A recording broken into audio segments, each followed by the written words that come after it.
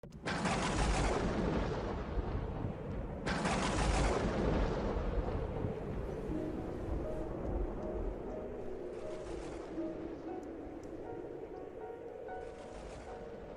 Seigneur soit avec vous. Et avec votre esprit. Évangile de Jésus-Christ selon saint Luc. Gloire à toi, Seigneur.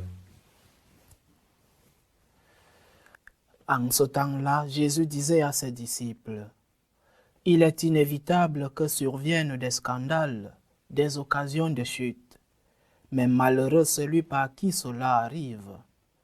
Il vaut mieux qu'on lui attache au cou une meule en pierre et qu'on le précipite à la mer, plutôt qu'il ne soit une occasion de chute pour un seul des petits que voilà. Prenez garde à vous-même.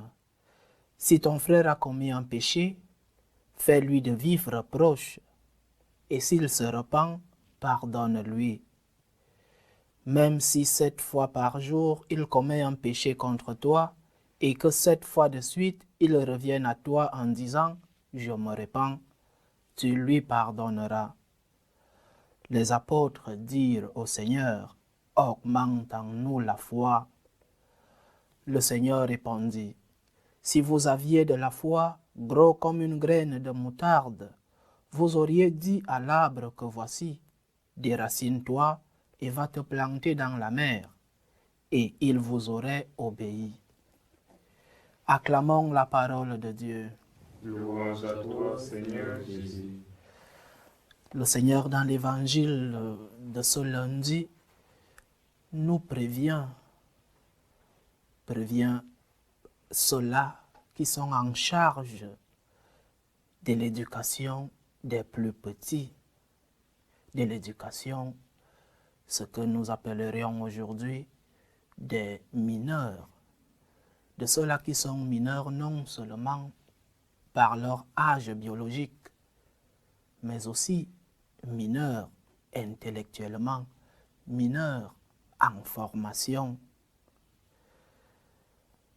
L'abus sur les mineurs dans notre Église est un fléau, et peut-être qu'il a toujours existé, mais ces dernières années, les années 70-80, ont été peut-être, ont eu beaucoup plus de cas d'abus sur des mineurs de la part des responsables de l'Église, des évêques, des prêtres et même des laïcs personnels de l'Église qui ont abusé d'une manière ou d'une autre à ceux-là à qui des parents ont eu une confiance à la catéchèse, dans des groupes de jeunes des paroisses. Et malheureusement, ces personnels de l'Église ont agi d'une manière impropre, malheureusement. C'est un fléau.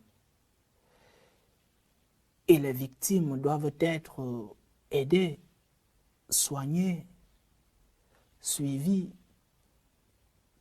Mais les coupables doivent aussi être punis. Le Seigneur parle aujourd'hui d'une pierre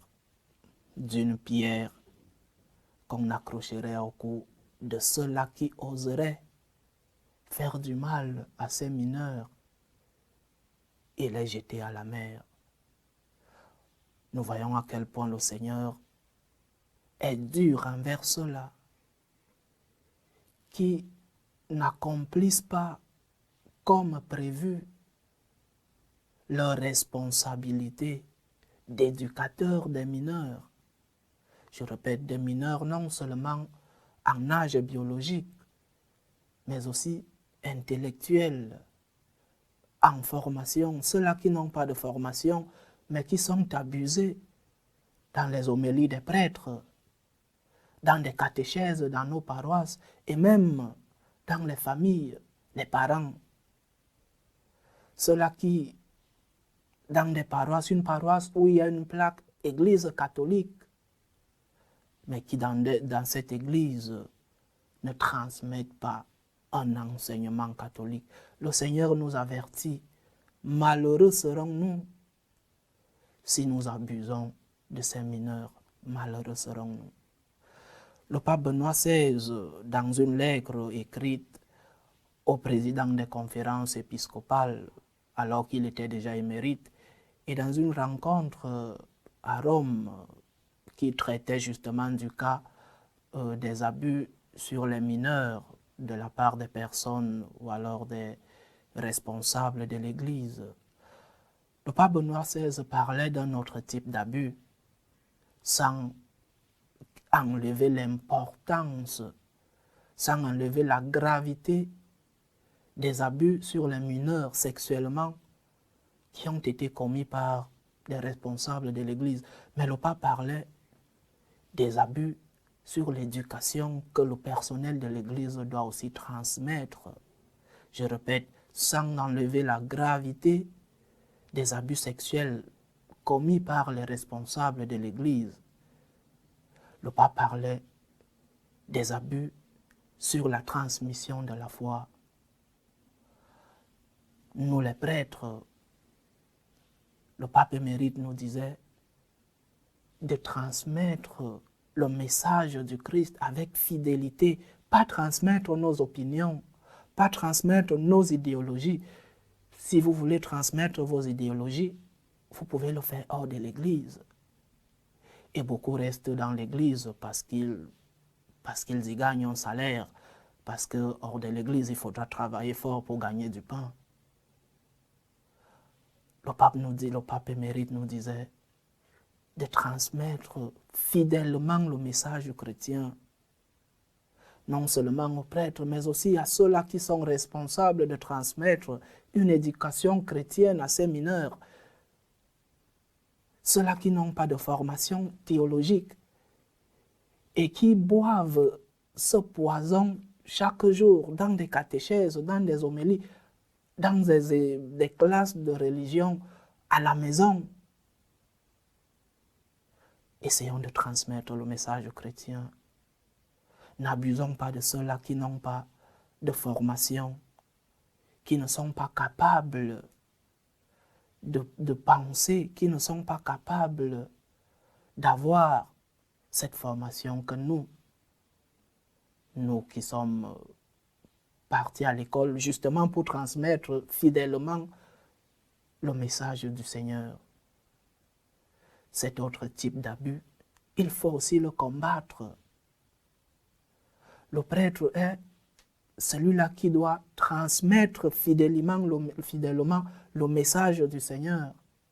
Pas ses opinions, je répète, pas ses idéologies, mais dans la droiture, dans la fidélité du message que nous a transmis le Seigneur.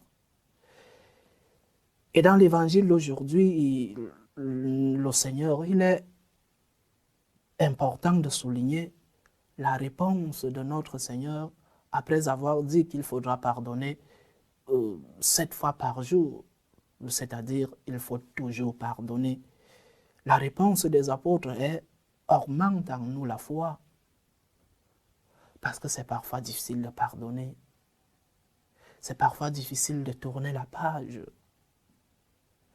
C'est parfois très dur de voir quelqu'un qui t'a fait du mal, qui a fait du mal à tes enfants, à tes proches, et de lui dire « je te pardonne », c'est parfois difficile. C'est pourquoi nous devons demander la foi au Seigneur, lui demander la force, l'amour, de pouvoir pardonner, de pouvoir tourner la page, de ne pas oublier, parce que quand on oublie, on peut retomber dans le même piège de ceux-là qui nous font du mal, mais de pardonner, de demander justice quand il faut le demander justice, mais pardonner quand ce pardon nous est demandé. À toi qui on a fait du mal, demande la force au Seigneur. Demande la foi, augmente-moi la foi, Seigneur, pour que je puisse pardonner. Toi qui on a fait du mal aux enfants, à des proches, ne te tourmente pas. Pour ton propre bien et pour le bien de l'autre, pardonne, tourne la page. Quand c'est difficile, dis au Seigneur comme les apôtres lui disent dans l'évangile d'aujourd'hui, Augmente en moi la foi, Seigneur. Que le Seigneur nous bénisse et qu'il nous garde. Loué soit Jésus-Christ. À jamais.